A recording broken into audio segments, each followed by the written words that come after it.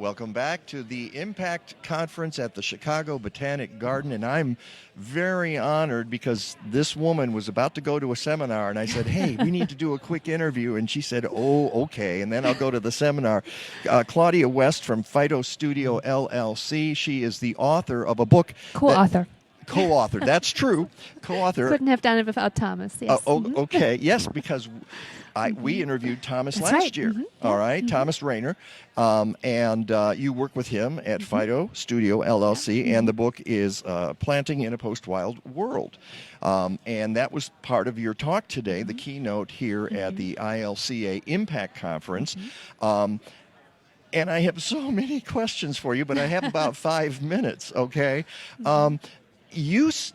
Let's start with the fact that you're a positive person. The energy you put out on that stage. Thank you. Were you faking it? No. I mean, it might be depressing to see what's happening in this world, but without the energy, there's no way of surviving in this profession and keeping to inspire people, right? We all know what we need to do and what tools and techniques we have available to help create the planet of the future. But if we don't feel it emotionally, if we don't have that spark and that passion, then we're not going to get anywhere. It's two things. Kind of the point is there's one crowd that says it's too late, and you even showed a map that said the wild parts of the world are about 22% is what's left. That was last year. I'm surprised it's that high. All right, but you also point out that plants will grow anywhere, and you showed urban, and those of us who live in the city know that. Any gardener knows that, right? Exactly. Well, I can tell you, I have a stretch in my alley. I live in the middle of Chicago, and in the alley, because of plants I put in my own yard, cup plants, Silphium, we have a row of them growing up through asphalt at the back fence of my neighbor's yard. Now, in the middle of the summer, they're gorgeous. I bet you have a ton of goldfinches on them, right? I saw some just the other day. That's great, and so that point is that plants will grow. They're going to grow regardless of whether we're here or not. But your goal is to make sure we put the right plants, right place, with a purpose, not just for saving the planet, but for beauty as well. Absolutely. People are part of the solution, right? And it needs to be beautiful and inspiring to us, and not just for the birds and butterflies. I think we need to find hybrid systems and compromises between the two. Now, the question I have, though, is that you're a designer. You've studied this for a long time, okay? You and Thomas go out and you tell people how to do this, but the average gardener doesn't understand the things you're talking about, like layers where you have an understory of plants and then a middle layer that might have some beauty and design, and then a shrub layer.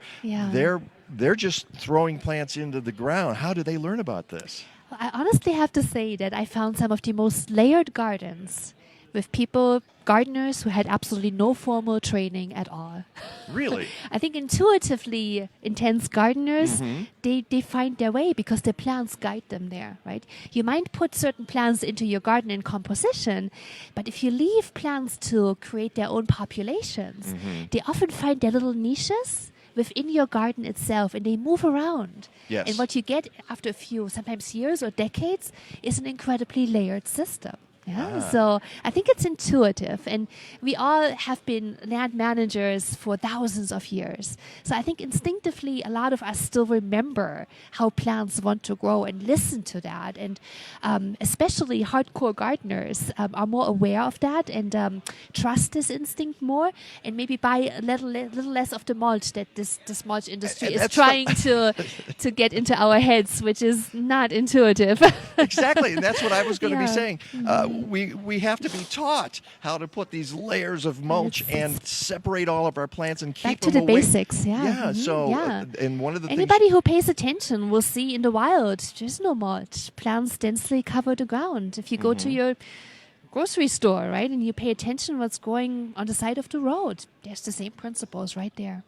And so that there's a lesson right there for you average gardeners who've read in the books that you need to put a layer of mulch. Not so much. You might need it at the beginning, right? If you're doing a yes. new planting, it will help suppress weeds and certainly keep the soil cool and moist. Right. But if mulch replaces plants long term, we have a problem. Absolutely. Yeah. And so you start there, and you talk about some of the designers, and some folks in the Chicago area and across the country will know Pete Udolph because he's been on our show with Roy Diblick, and there are a couple of guys who like the idea of massing plants, as many as you can. And you're saying the other things that, and we'll let you go after this, is you said there's no such thing as plant communities, and you explain that too. Briefly explain why you think that's the case. Well, plant communities exist in the wild, right? But what we call a plant community and how we frame that is based on our conceptual frames, right?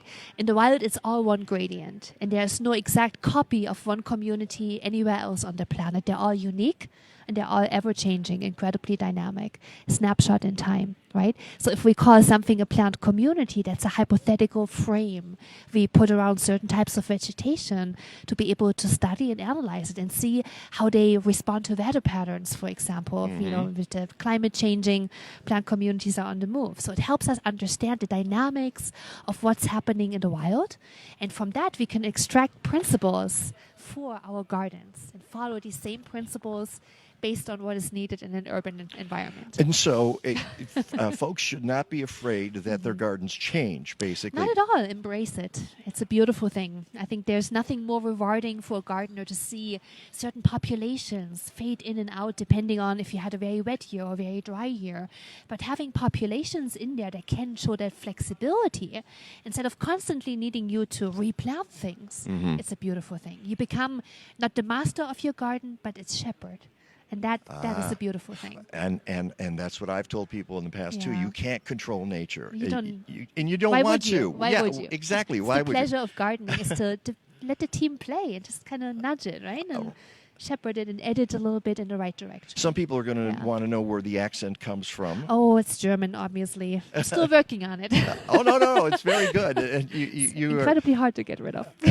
No, you need to keep it. I'm telling you, it sets you apart. And if folks want more information about Phyto Studios, what are they? Phytostudio.com, our website, will have a lot more information about the book, about some of these techniques that we can all use to create more resilient, more inspiring planting systems. And we have some of our projects there as well with images that hopefully will inspire to maybe follow some of these principles and help be part of this international movement that is trying to create better urban nature. Phyto Studio, spelled Pyto studio.com. Greek for plant. Because it's all about plants. And there's your Greek lesson for the day as well. Claudia West, thank you so much for talking to us. We'll be back with more later from the Impact Conference at the Chicago Botanic Garden.